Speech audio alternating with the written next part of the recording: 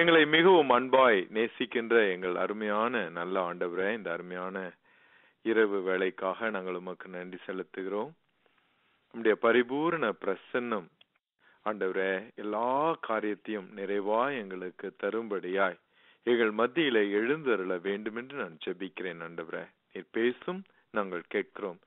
இயேசுவின் நாமத்திலே கேட்கிற நல்ல பிதாவே, ஆமென். ஆமென். ஆமென்.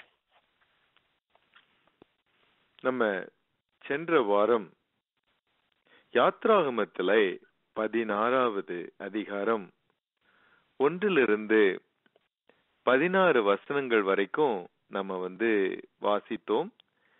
அந்த பகுதியை நாம் முடிக்கவில்லை. நான் இன்றைக்கு போன வாரம் ஆரம்பித்த அந்த பகுதியை அதனுடைய நிறைவை என்று சொல்லலாம் என்று நான் நினைத்தேன்.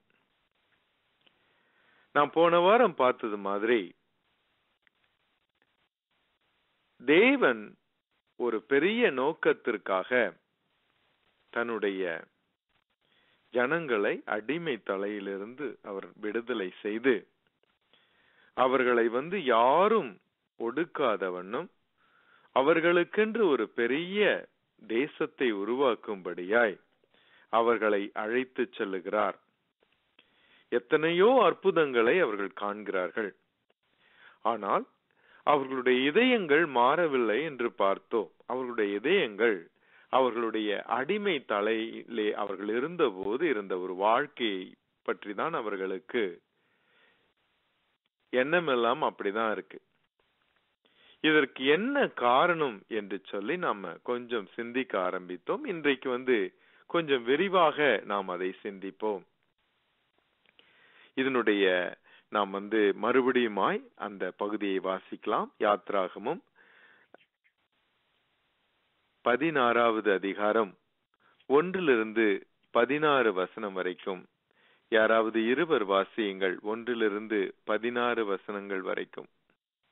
இஸ்ரவேல் புத்திரராகிய சபையார் எல்லாரும் ஏலிமை விட்டு பிரயாணம் பண்ணி எகிப்து தேசத்திலிருந்து புறப்பட்ட 2ஆம் மாதம் 15ஆம் தேதியிலே ஏலிமுக்கும் சீனாய்க்கும் நடுவே இருக்கிற சீன் வனாந்தரத்தில் சேர்ந்தார்கள்.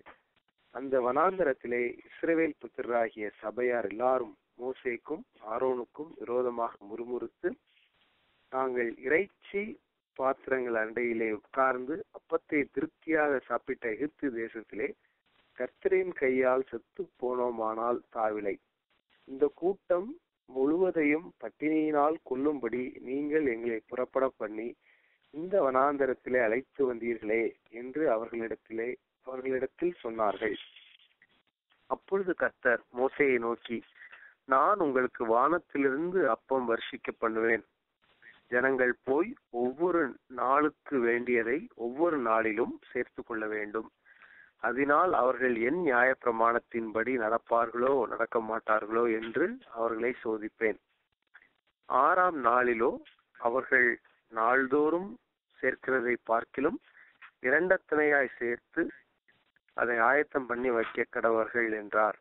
அப்பொழுது மோசேயும் ஆரோனும் இஸ்ரவேல் புத்திரர் எல்லாரையும் நோக்கி, கர்த்தர் உங்களை எகிப்து தேசத்திலிருந்து புறப்பட பண்ணினவர் என்பதை சாயங்காலத்தில் அறிவீர்கள். விடிய காலத்தில் கர்த்தருடைய மகிமையையும் காண்பீர்கள். கர்த்தருக்கு விரோதமான உங்கள் முறுமுறுப்புகளை அவர் கேட்டார். நீங்கள் எங்களுக்கு விரோதமாய் முறுமுறுக்கிறதற்கு நாங்கள் எம்மாத்திரம் என்றார்கள். பின்னும் மோசே, சாயங்காலத்தில் நீங்கள் புசிக்கிறதற்கு கர்த்தர் உங்களுக்கு இறைச்சியையும் விடிய காலத்தில் நீங்கள் திருப்தி அடைகிறதற்கு அப்பத்தையும் கொடுக்கையில் இது விளங்கும். கர்த்தருக்கு விரோதமாக நீங்கள் முறுமுறுத்த உங்கள் முறுமுறுப்புகளை அவர் கேட்டார். நாங்கள் எம்மாத்திரம்? உங்கள் முறுமுறுப்புகள் எங்களுக்கு அல்ல, கர்த்தருக்கே விரோதமாய் இருக்கிறது என்றான். யாராவது 9-16 வசனம் வரைக்கும் யாராவது வாசிங்க.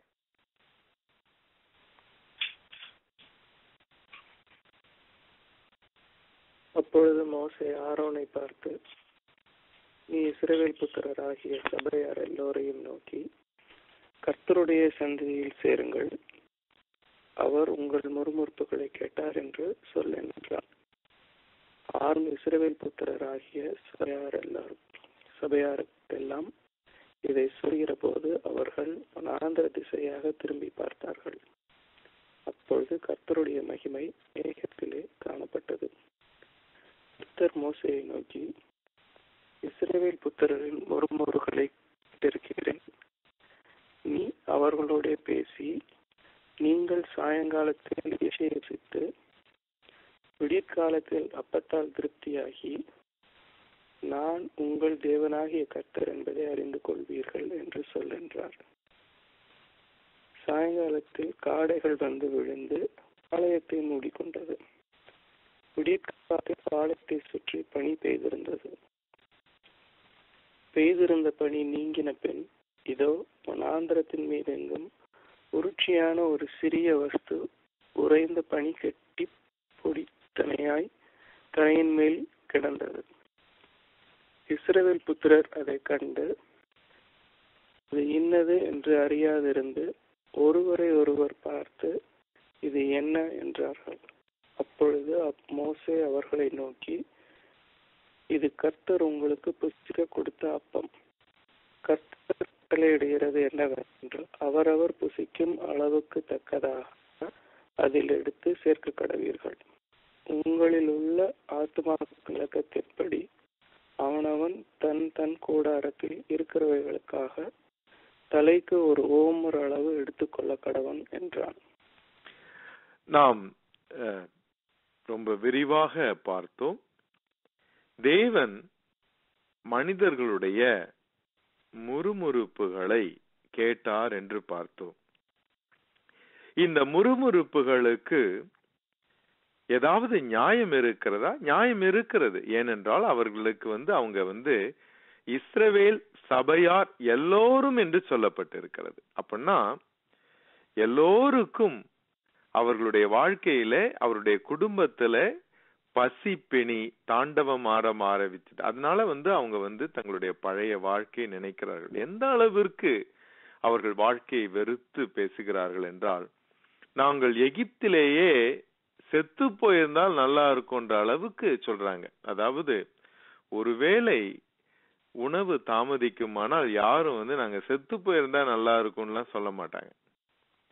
அப்போ பசி என்பது அவர்களுடைய வாழ்க்கையிலே இந்த நாட்களிலே, இந்த வனாந்திரத்திலே நடக்கும் இந்த நாட்களிலே அடிக்கடி வரும் காரியம் மாதிரி காணப்படுகிறது. அவங்களுடைய வார்த்தைகள் எல்லாம் பார்த்தா அப்படிதான் இருக்கிறது.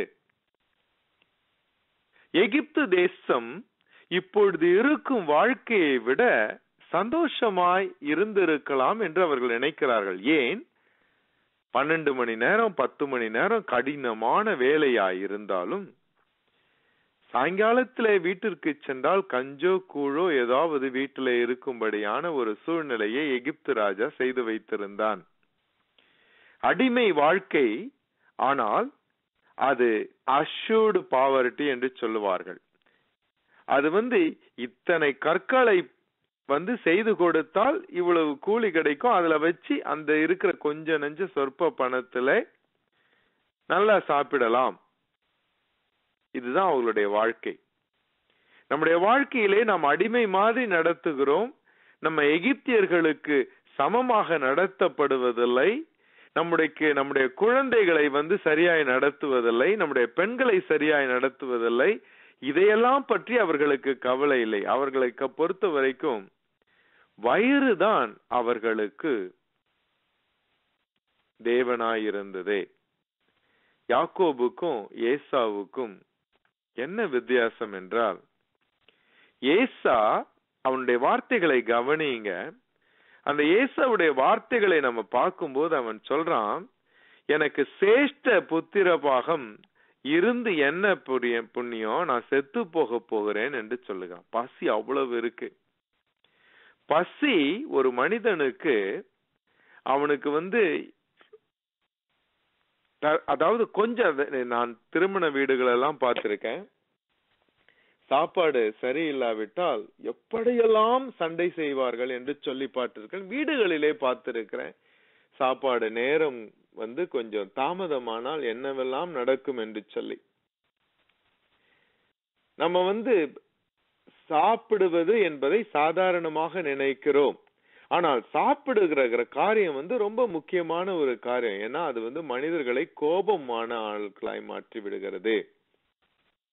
அடிக்கடி இந்த வார்த்தைகளை நான் சொல்ல கேள்விப்பட்டிருப்பேன். இதயத்தின் வழி வயிற்று வழியாக இருக்கும் என்று சொல்லி நான் கேள்விப்பட்டிருக்கிறேன். அதனாலதான் நல்ல மீட்டிங்ல பாசிட்டிவான சில சூழ்நிலைகள் ரிசல்ட் வர வேண்டும் என்றால் அவர்களை அந்த மீட்டிங்கை லஞ்ச் ஓவர் லஞ்ச் என்று சொல்லுவார்கள். நல்ல லஞ்ச் கொடுத்து அதுக்கப்புறம் அந்த செய்தியை சொல்லுவார்கள். சந்தோஷமாய் அவர்கள் என்ன செய்வாங்க,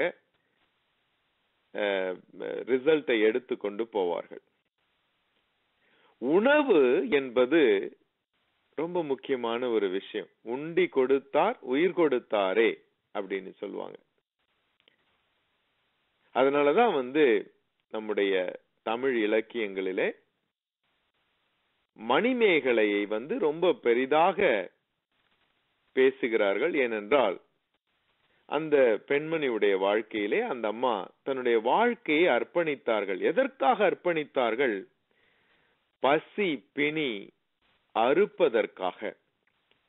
பசியே இல்லாத ஒரு உலகத்தை நாட்ட வேண்டும் என்று சொல்லி அந்த ஃபுட் கிரெயின் டிஸ்ட்ரிபியூஷன் அந்த அம்மா எடுத்துக்கிட்டாங்க. வேறு நிறைய இடங்களிலே வாங்கி அது ஒரு சிஸ்டம், அமுத சுரபி என்ற ஒரு சிஸ்டம் வைத்திருப்பார்கள் போல இருக்கு. அதை வைத்து ஏழை எளிய மக்களுக்கு, பசியால் வாடுபவர்களுக்கு கொடுக்கும்படியான ஒரு ஒரு மூவ்மெண்ட் அந்த அம்மையார் ஏற்படுத்ததுனால அந்த அம்மா பேர்ல ஒரு பெரிய 5 பெரும் காப்பியங்கள்ல ஒரு காப்பியத்தை அந்த அம்மா பேர்ல வைத்திருக்கிறார்கள். அதனுடைய இம்பார்ட்டன்ஸ் ரொம்ப முக்கியம். உணவு இது ரொம்ப முக்கியமான ஒரு விஷயம்தான். அப்போ பசி என்பது உண்மை, உணவு அற்ற ஒரு காலகட்டம் என்பது உண்மை. அப்போ எதற்காக அவர்கள் முறுமுறுப்பது தேவனுக்கு பிரியமில்லாத காரியமாய் சொல்லப்பட்டு இருக்கிறது. பசி இருக்கும். இதுல எப்படி ஆண்டவரிடத்துல தங்களுடைய பசியை சொல்லி அதனுடைய சொல்யூஷனை அவர்கள் கேட்கிறார்கள் என்பது தேவன் அதை நோக்கி பார்க்கிறார். நான் ஒவ்வொரு நாளும் இவர்களுக்கு தருவேன். அந்த ஏன் ஒவ்வொரு நாளும் அவங்களுக்கு தேவையானதை நானே தருவேன் என்றால், முழுமையாய் நான் அவர்களுக்கு ஒரு வருடத்துக்கு தேவையான காரியத்தை கொடுத்து விட்டால், 2 வருடம் தேவையான காரியத்தை நான் கொடுத்து விட்டால் அவர்களுக்கு என்ன வரும்? என்னை தேட மாட்டாங்க, அவரை தேட மாட்டார்கள். அதனால தினசரி அவர்களுக்கு நான் உணவு கொடுப்பேன். அப்போ என்ன அர்த்தம்? பசி என்று அவர்களுக்கு வந்த உடனே ஆண்டவருடைய சமூகத்திலே போய், ஆண்டவரே எங்களுக்கு பசி எடுக்குது, எங்களுடைய பிள்ளைகள் பசியினாலே வாடுகிறார்கள், எங்களுக்கு ஏதாவது செய்யும் என்று சொல்லி கேட்பது வேறு. பசி எடுத்த உடனே அவர்களுக்கு கடவுள் மீது கோபம் வருகிறது. அந்த கோபத்துல இப்படி சொல்லுகிறார்கள், நாங்க அங்கேயே செத்து போயிருந்தா நல்லா இருக்கும், என்னத்துக்கு இங்க கூட்டிட்டு வந்தீங்க, கஷ்டப்படுறோம் நாங்க அப்படின்னு சொல்லுகிறார்கள். தேவ கோபம் மனிதர்களுக்கு புதிதல்ல. கோபம் உண்டாக்கும்படியாய் தேவன் செயல்களை செய்துகிறார் என்பதும் புதிதல்ல. ஏன் ஆண்டவர் அவர்களுக்கு அவ்வளோ இதா கூட்டிட்டு வராரு? அப்ப அவங்களுக்கு தேவையான சப்ளை எல்லாம் கொடுத்துக்கிட்டே இருக்கலாம் இல்லையா? அவங்களை ஏன் கம்ப்ளைண்ட் பண்ண வைக்கிறாரு? ஏன் கம்ப்ளைண்ட் பண்ண வைக்கிறாருன்னா, நம்மள மாதிரி ஆளுங்களுக்கு தெரியணும் அப்படின்னு சொல்லி. அன்றாடம் காட்சிகள் மாதிரி என்னாலும் ஒவ்வொரு நாளும் அவருடைய கிருபையை மாத்திரம் நம்பி நடக்கும்படியாய் நாம் அழைக்கப்பட்டு இருக்கிறோம். நிறைவுக்குள்ளாய் நம்மை தேவன் நடத்தி வந்தால், நம்மளுக்கு சில பேரை நான் பார்த்திருக்கிறேன், 5 காரு 6 காரு 7 காரு 8 காரு அப்படியெல்லாம் வாங்கி அடைத்து கொண்டு போவார்கள். சில பேர் நான் பார்த்திருக்கிறேன், தேவனை அதிகமாய் நேசிக்கிறவர்கள், அவர்களுக்கு தேவைக்கு குறைவாய் தான் அவர்களுக்கு கிடைக்கும். கைக்கும் வாய்க்கும் என்று சொல்லுவார்கள் அல்லவா, அந்த மாதிரி கரெக்டா இருக்கும், குறைவாகவே இருக்கும் சில சமயத்துல. அந்த மாதிரி குடும்பங்களையும் நான் பார்த்திருக்கிறேன், தேவனை பிரியமாய் நேசிக்கிற குடும்பங்கள். அப்போ நம்ம என்ன நினைப்போம்? ரொம்ப அதிகமாய் கொடுத்து கொண்டு இருக்கிற மனிதர்களை தேவன் அதிகமாய் நேசிக்கிறார். தேவையான காரியங்கள் குறைவுபட்டு அவங்க பிச்சைக்காரத்தனமாய் அவர்கள் வாழ்ந்து கொண்டு இருக்கிறார்கள், அவர்களை தேவன் நேசிக்கவில்லை, அப்படிதான் நம்ம நினைப்போம். ஆனா அப்படின்னு அவசியம் கிடையாது. எல்லா குறைவுகளோடும் வாழ்கின்ற மனிதர்கள் தேவனுடைய சமூகத்திலே நிறைவுள்ளவர்களா இருப்பது சாத்தியம்தான். அதனாலதான் ஆண்டவராகிய இயேசு கிறிஸ்து இப்படி சொன்னார். லாசரு எப்படி இருந்தானா, அந்த ஐஸ்வர்யவானுடைய வீட்டிலிருந்து வெளியில வர்ற அந்த எச்சை பண்டங்களை அதை சாப்பிட்டு உயிர் வாழ்ந்து கொண்டிருந்தானா. வேதத்துல போட்டிருக்க அவனுடைய உடம்பெல்லாம் காயங்களாய் இருந்தது. அந்த காயங்களை அந்த நாய்கள் நக்கும்படியாய் அவனுக்கு ஆதரவே இல்லாமல் இருந்தது. அவ்வளவு ஒரு பயங்கரமான ஒரு வாழ்க்கை அவனுக்கு இருந்தது. இன்னொரு மனிதனை பார்க்கிறோம், அவனுக்கு எல்லாம் இருக்கிறது, அவனுக்கு பெரிய விருந்து நடந்து கொண்டு இருக்கிறது, எல்லாம் இருக்கிறது, ஆனால் தேவ பிரியம் இல்லை. லாசருக்கு எதுவுமே இல்லை, ஆனால் தேவனிடத்துல ஐஸ்வர்யம் உள்ளவனாய் இருக்கிறான். அவை பாட்டி இப்படி சொல்லுவாங்க, பொருள் இல்லாருக்கு இவ்வுலகம் இல்லை, அருள் இல்லாருக்கு அவ்வுலகம் இல்லை என்று சொல்லுவாங்க. பொருள் இல்லாட்டா இந்த உலகத்துல யாருமே மதிக்க மாட்டாங்க. நம்முடைய நண்பர்கள் கூட நம்மை கண்டு விலகி ஓடி விடுவார்கள். ஏன் ஓடி விடுவார்கள்? இவங்க நம்ம கிட்ட ஏதாவது கேட்பாங்க, அப்புறம் ரொம்ப கஷ்டமா இருக்கும், இல்லைன்னு சொல்லணும், என்னத்துக்கு இவங்கள்ட்ட பேசணும்னு சொல்லிட்டு விலகி ஓடி விடுவார்கள். பொருள் யார் என்னிடத்துலயாவது நீங்க அவங்கள கோபப்படுத்தணும்னா போய் ஏதாவது கேளுங்க, உடனே கோபம் வந்துடும். அவங்களுக்கு கோபம் திட்ட ஆரம்பிச்சிடுவாங்க, தூஷணமாய் நம்மை பேச ஆரம்பித்து விடுவார்கள். இஸ்ரவேல் ஜனங்கள் இல்லாத அந்த லாசரு மாதிரி அவருடைய வாழ்க்கை இருந்து விட்டது. பாலும் தேனும் ஓடுகிற தேசம் என்று சொல்லி புறப்பட்டு வந்தார்கள். அவர்களுடைய வாழ்க்கை பசியால் வாடுகிற ஒரு வாழ்க்கை மாதிரி ஆயிடுச்சு. அப்போ அவர்களுக்கு வருத்தமா இருக்கிறது. ஆனால் அந்த வருத்தத்தை எப்படி சொல்லுகிறார்கள் என்பது ரொம்ப முக்கியம். அந்த வருத்தத்துல வேதத்துல லாசரு வேதனையோடு மரித்தான், கசப்போடு மரித்தான் என்று வேதத்திலே எழுதப்படவில்லை. அவனுடைய மகிழ்ச்சி அவனை தேவ தூதர்களால சூழப்பட்டவனாய் அவனை ஆபிரகாமுடைய மடிக்கு கொண்டு போகும்படியாய் அவனுடைய வாழ்க்கையிலே சந்தோஷம் இருந்தது. நம்ம ஒவ்வொரு நாளும் நம்முடைய வாழ்க்கையிலே கசப்பு இருந்து கொண்டே இருக்குமாயின், கசப்போடு நம்முடைய வாழ்க்கையை நாம் நடத்தி கொண்டு இருக்குமாயின், கசப்போடு இருக்கும் மனிதர்களை பார்த்திருக்கீங்களா? வேதனையோடு இருப்பார்கள். அவர்களிடத்துல போய் பேச ஆரம்பித்தா அவர்களுடைய வேதனையெல்லாம் சொல்லிட்டு இருப்பாங்க. நன்றாக யோசித்து பாருங்க. அந்த மாதிரி இருக்கிற மனிதர்களிடத்துல அவர்களுக்கு மரணம் வருமாயின், தேவ தூதர்கள் அந்த மாதிரி மனிதர்களை தொட அஞ்சுவார்கள். அவங்க கஷ்டப்படுவாங்க. எப்ப பார்த்தாலும் கம்ப்ளைண்டா பண்ணிட்டு இருக்கான். நான் ஏற்கனவே சொல்லியிருக்கேன். தேவ துதி மனிதர்கள் மத்தியில இருக்கும் போது தேவ தூதர்களுடைய பிரசன்னம் அந்த இடத்துல இருக்கும். தேவ துதி இல்லாத கசப்பு இருக்கும் இடத்துல பிசாசினுடைய ஆதிக்கம் இருக்கும். அதனாலதான் கசப்பு கொண்டு வரும் இடங்களிலே பெயின் இருக்கிறது, வேதனை இருக்கிறது. லாசருடைய வாழ்க்கையிலே எதுவுமே இல்லாமல் இருந்தது. ஆனால் அவனுடைய வாழ்க்கையிலே தேவ பிரசன்னம் இருந்தது, சந்தோஷம் இருந்தது. அந்த சந்தோஷம் இருப்பதினாலே அவன் மகிழ்ச்சியாக இருந்தான். அந்த மகிழ்ச்சி இந்த உலகத்துல வேதனையோடு அவன் இருந்தாலும், கஷ்டம் இருந்தாலும், வறுமையில இருந்தாலும், அந்த மகிழ்ச்சி அவனை பரலோக ராஜ்யத்திலே தேவ கிருபையினாலே அவன் பிரவேசிக்கும் போது ஒரு பெரிய பலனை அவனுடைய வாழ்க்கையிலே வைத்திருந்தான். வரும் காரியத்தை எப்படி எதிர்நோக்கிறோமோ அதுதான் நாம யாரு என்பதை இந்த உலகத்திற்கு சொல்லும். குறைவுகளிலே இருக்கும் நம்மளுக்கு நம்மள சில பேர் குறைவுகளிலே வாழ்ந்து கொண்டு இருக்கிறோம்.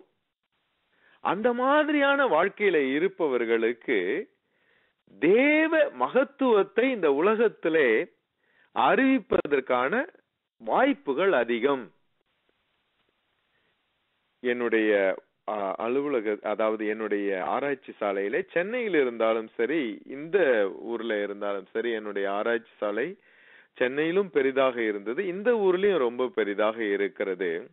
ஆனால் ஒவ்வொரு மாதமும் நான் கிட்டத்தட்ட $120,000 நான் கலெக்ட் பண்ணணும். ஒவ்வொரு மாதமும், ஒவ்வொரு மாதத்தையும் கணக்கு முடிக்கிறதுக்கு 120 $140,000 நான் ரைஸ் பண்ணணும் இந்த லேப ரன் பண்றதுக்கு.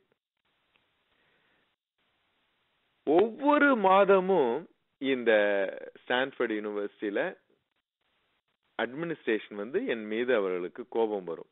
என்ன இது, இன்னும் பில் சப்மிட் பண்ணாம இருக்கிறாரு இவரு, என்னத்துக்காக இந்த மாதிரி குறைவுகளிலே வைத்துக்கொண்டு லேப நடத்தணும், ஏன் இத்தனை பேரை எடுக்கணும், ஏன் சில பேரை ஃபயர் பண்ணிட்டு இருக்கிற கொஞ்சம் பட்ஜெட்டை வச்சுட்டு சின்னதாய் நடத்தி கொள்ளிட்டு போலாமே, எதுக்காக இவ்வளவு பெரிய ஆபரேஷன் இவர் பண்றாரு, இதே மாதிரி சொல்லிக்கொண்டே இருப்பார்கள்.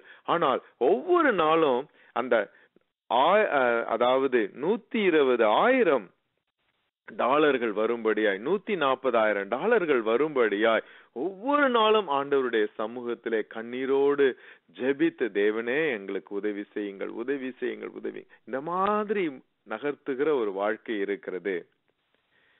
எனக்கு இப்போ எங்களுடைய யூனிவர்சிட்டியில ஒரு பெரிய ஆராய்ச்சியாளருக்கு திடீரென்று $90 மில்லியன் கிஃப்ட் ஆகி வந்தது.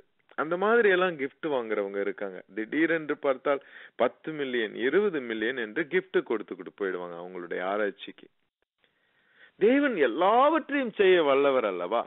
ஏன் அந்த மாதிரி ஒரு பெரிய கிஃப்ட் கொடுக்கிற ஒரு மனிதர்களை நம்ம இடத்துல அனுப்ப மாட்டேங்கிறாரு?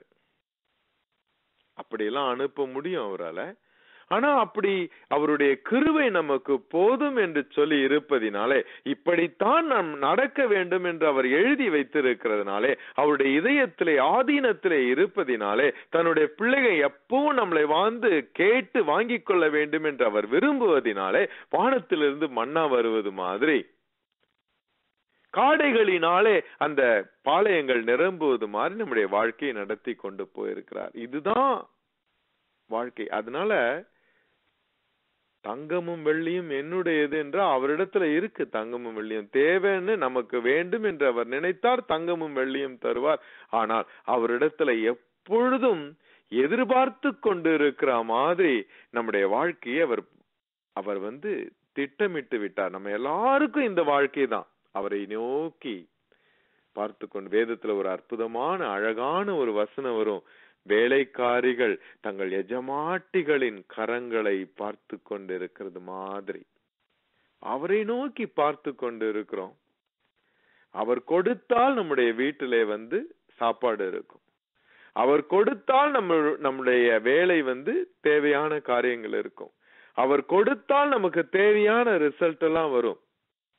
எல்லா நாட்களும் அவரை நோக்கி பார்க்க வேண்டும். இது இப்ப மட்டும் இல்ல, இதுக்கு பிறகு தண்ணி இல்லைன்னு பிரச்சனை வருது, அங்க போய் தேசத்துல போய் இருந்துகிட்டு அது இல்ல இது இல்ல மழை இல்ல, வாழ்க்கையில எங்கேயுமே இன்ஃபேக்ட் இன்னொரு இடத்துல அவங்க சொல்றாங்க, பின்னாடி நம்ம பாக்குறோம், பாலும் தேனும் கொடுக்கிற தேசத்துக்கு கொண்டு வரணும்னு சொன்ன, நீ அந்த மாதிரி தேசத்தெல்லாம் எங்களுக்கு காட்டவும் இல்ல, நாங்க சாப்பிட்டதும் இல்ல அப்படின்னு சொல்றாங்க. தேவனுடைய அந்த வழிநடத்துதலின் ரகசியங்களை உணராத மனிதர்களினாலே ஆண்டவருடைய சமூகத்திலே சந்தோஷமா இருக்கவே முடியாது. ஆனால் தேவ ரகசியத்தை உணர்ந்த மனிதர்கள் ஆண்டவருடைய சமூகத்திலே எந்த குறைவு இருந்தாலும் அதை சந்தோஷமா ஏற்றுக்கொள்வார்கள். ஏனென்றால் அவரே அவர்களுக்கு எல்லாமுமா இருக்கிறார். அவர்தான் ஐஸ்வர்யம், அவர்தான் அதனாலதான் ஆண்டவராகிய இயேசு கிறிஸ்து மிகுந்த பசியுள்ளவராய் இருந்த போது பிசாசு சொல்லுகிறான், இந்த கற்களை எல்லாம் அப்பமாக்கும்படி செய்யும் அப்படின்னு சொல்றான். ஆண்டவராகிய இயேசு கிறிஸ்து இப்படி சொன்னார், மனிதன் அப்பத்தினால் மட்டுமல்ல, தேவனுடைய வாயிலிருந்து புறப்படும் ஒவ்வொரு வார்த்தையினாலும் பிழைப்பான். அப்போ எனக்கு தேவையான காரியங்கள் எனக்கு வர வேண்டும் என்றால் ஆண்டவருடைய வார்த்தையை நான் நாடுவேன் என்றால், அந்த வார்த்தை எனக்கு பிழைப்பை, எனக்கு ஜீவனை, எனக்கு மகிழ்ச்சியை, எனக்கு நிறைவை கொண்டு வருமே ஒழிய எனக்கு இருக்கும் காரியங்கள் எனக்கு கொடுக்க வராது. அதான் நான் அடிக்கடி நம்ம பார்த்தோம், எத்தனை பேர்கள் தற்கொலை செய்து கொண்டு இருக்கிறார்கள். எல்லாருக்கும் வீட்டுல சாப்பாட்டு வசதி, பணம் நிறைய, பேங்க்ல எல்லாம் இருக்கும், புகழ் இருக்கும், ஆனால் தேவன் ஊட்டி விடும் பாக்கியம் கிடையாது. இஸ்ரவேல் ஜனங்களுக்கு பாருங்க, அவரே சப்ளை பண்றார், வானத்திலிருந்து நான் கொடுக்கும் மன்னா அப்படின்னு சொல்றார். தேவன் கொடுக்கும் மன்னா அப்படின்னா என்ன அர்த்தம்? நான் திருமணம் ஆவதற்கு முதல் நாள் வரைக்கும் என்னுடைய தாயார் தான் எனக்கு தினசரி உணவு பரிமாறுவார்கள். எனக்கு வேற யாரிடத்திலயும் ஹோட்டலுக்கெல்லாம் போய் எனக்கு பழக்கமே இல்லை. அந்த மாதிரி பழகி இருந்தேன் நான். இஸ்ரவேல் ஜனங்களுக்கு எப்படியாம் தேவனே அவர்களுக்கு உணவு பரிமாறிக் கொண்டிருந்தார். காவிரி நதியை, அந்த காலத்து காவிரி, இப்போ கிடையாது, காவிரி நதியை பற்றி இப்படி பாடுவார்கள். வான் பொய்த்தாலும் தான் பொய்யா காவிரி என்று சொல்லி. ஏன்னா காவிரியில தண்ணீர் வந்தாதான் பயிர் இருக்கும், பயிர் இருந்தாதான் பசிப்பிணி இல்லாமல் இருக்கும். பொய்யாத காவிரியாய் எப்பொழுதும் தண்ணீர் கொடுத்து கொண்டே இருக்கிற காவிரியை பற்றி பாட்டுகள்லாம் இருக்கு.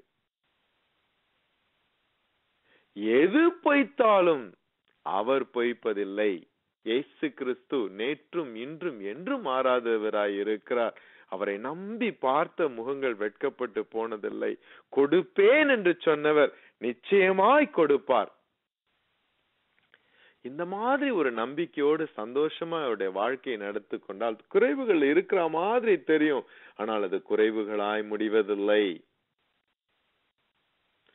நிறைவுகளை நாம் கண்கள் மாத்திரம் பார்க்கும், மற்றவர்கள் பார்ப்பதில்லை.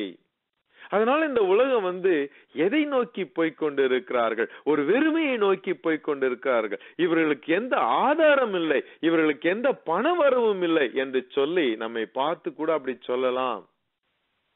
ஆனால் நம்முடைய இதயத்துக்கு தெரியும், தேவன் மாறாத தேவன், எல்லாவற்றையும் ஏற்ற காலத்துல நமக்கு கொடுக்கக்கூடிய தேவன் என்று நமக்கு தெரியும். அந்த மாதிரி ஒரு எண்ணம் இருக்கிற போது நமக்கு மன மகிழ்ச்சி இருக்கும். அவரே எல்லாமுமாய் இருக்கிறார், எனக்கு தேவையான எல்லா காரியத்தையும் அவர் கொடுப்பார் என்று சொல்லி அந்த மன மகிழ்ச்சி நமக்கு இருக்கும். இஸ்ரவேல் ஜனங்கள் மாதிரி முறுமுறுக்காமல் இருப்போம், ஈசாய் மாதிரி முறுமுறுக்காமல் இருப்போம். ஆண்டவரே நம்முடைய மன மகிழ்ச்சியாய் வைத்திருப்போம். நல்ல ஆண்டவரே, இந்த நாளுக்காய் துதிக்கிறோம் சுவாமி. அற்புதமான இந்த வசனங்களுக்காக நன்றி செலுத்துகிறோம் அப்பா. இதன் மூலமாய் ஒரு பெரிய சத்தியத்தை நாங்கள் அறிந்து கொள்ள எங்களுக்கு உதவி செய்தலாம். வாழ்க்கையில எவ்வளவாய் பிரச்சனைகள் இருந்தாலும் எல்லாவற்றுக்கும் நீர் வழி வைத்திருப்பீர் என்று நாங்கள் விசுவாசிக்கிறோம், அறிக்கை எடுக்கிறோம். எங்களுடைய குறைவுகள் இருக்கிற மாதிரி இருந்தாலும் அதெல்லாம் நிறைவாய் நீர் மாற்றக்கூடிய தேவன் என்று நாங்கள் உம்மை அறிக்கை எடுக்கிறோம் அப்பா. ஜீவன் உண்டாகவும் ஜீவன் பரிபூரணப்படவும் வந்தேன் என்று சொன்னீரே. எங்களுடைய வாழ்க்கையிலே உடைய கிருபைகள் பரிபூரணமாய் பெருகட்டும், குறைவுகள் எல்லாவற்றையும் நிறைவாக்கி போடும். இயேசுவின் நாமத்திலே கேட்கிற நல்ல பிதாவே, ஆமென். ஆமென். ஆமென்.